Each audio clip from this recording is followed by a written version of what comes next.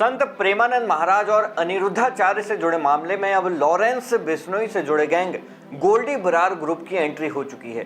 Goldy Brar gang ने इस मामले में बॉलीवुड की फिल्मों में नाटक करने और नाचने वाली महिला दिशा पटानी के बरेली वाले घर के बाहर 8 से 10 राउंड फायरिंग करवाई है और धमकी दी है कि ये तो सिर्फ ट्रेलर था, अगली बार पूरे परिवार में किसी को भी जिंदा नहीं छोड़ेंगे। आइए आपको दिखाते हैं कि पूरा मामला आखिर है क्या।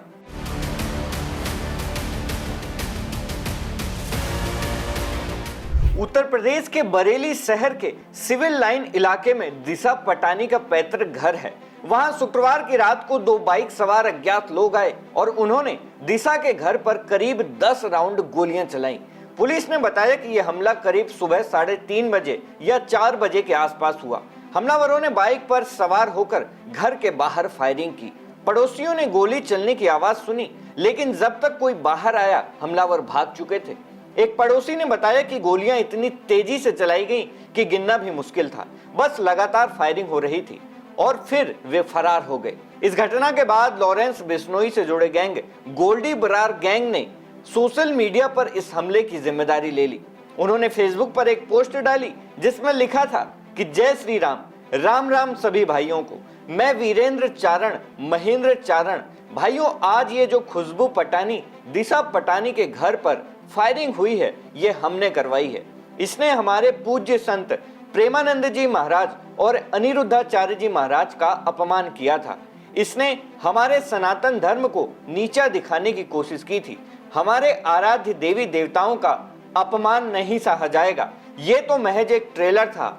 अगली बार फिर से इसने या किसी और ने हमारे धर्म के प्रति कुछ भी अभद्रता दिखाई तो उनके घर में से किसी को जिंदा नहीं छोड़ेंगे। ये संदेश सिर्फ इसके लिए ही नहीं है, बल्कि जितने भी फिल्म जगत के कलाकार और उनसे जुड़े लोग हैं, उन सभी के लिए है।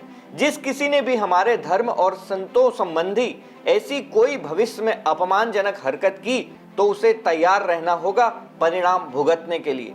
हमें हमारे धर्म की रक्षा के लिए किसी भी हद तक जाना पड़े, उसके लिए हम तैयार हैं।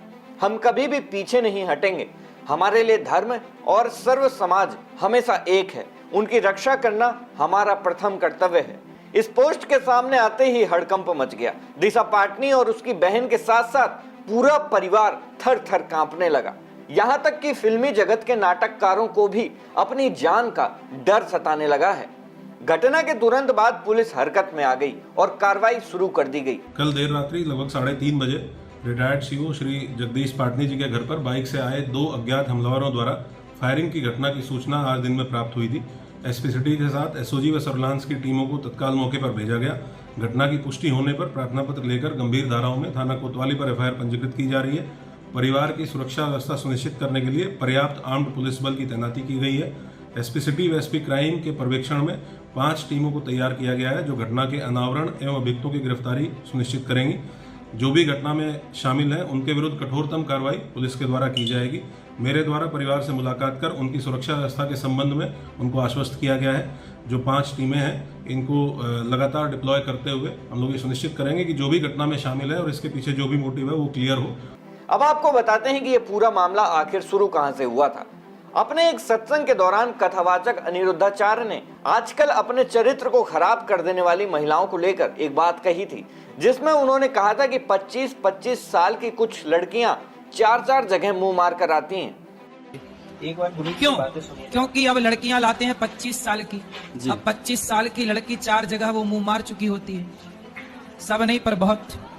और वो 25 साल की जब तक आती है तो पूरी जवान होके आती है। जब जवान होके आएगी तो स्वाभाविक है कि वो अपनी जवानी कहीं ना कहीं तो वो उसकी जवानी फिसल जाएगी या जाएगी। जैसे कि अभी एक लड़के के संग हनीमून मनाने गई, परंतु वो किसी और के साथ वो रह चुकी थी, उसके साथ चक्कर था। वो ड्रमवाला केस अभी पुराना हुआ नहीं जाता। इसके बाद संत प्रेमानंद महाराज की भी सत्संग के दौरान का एक वीडियो वायरल हुआ था, जिसमें उन्होंने कहा था कि 100 में से 4 बच्चे ही आजकल पवित्र हैं। हालांकि ये बात उन्होंने लड़के और लड़कियों दोनों के लिए कही थी। राधे राधे महाराज जी। महाराज जी, आजकल के समय में बच्चे चाहे अपनी पसंद से शादी करें या माता पिता की पसंद में, दोनों ही परिस्थिति में परिणाम अच्छे नहीं आते। ऐसे में हम कैसे पता लगे कि शादी आएंगे कैसे? अच्छे आएंगे कैसे? आजकल बच्चों और बच्चियों के चरित्र पवित्र नहीं है तो अच्छे कैसे आएंगे? हमारी माताओं बहनों के पहले रहन सहन देखो।